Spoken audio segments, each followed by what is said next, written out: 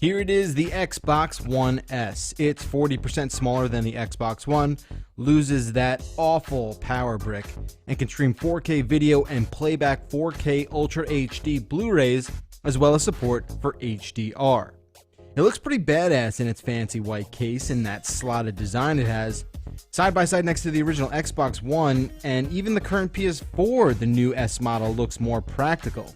In fact, just a few days with the new Xbox One S, and the old one seems like it's a relic from a decade ago.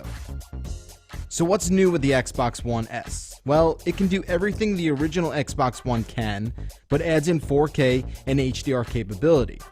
HDR lets TVs display a lot more color and more finer detail. It comes in 3 hard drive sizes, a 500 gig, a 1 terabyte, and a 2 terabyte version. Now, the One S introduces a new controller, but it feels cheaper to me.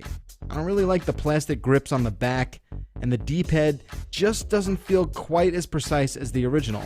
But the controller does have Bluetooth support, so now you can use it with other devices. So we really had a tough time getting 4K and more specifically HDR to work correctly with the Xbox One S and a number of TVs we tested it with.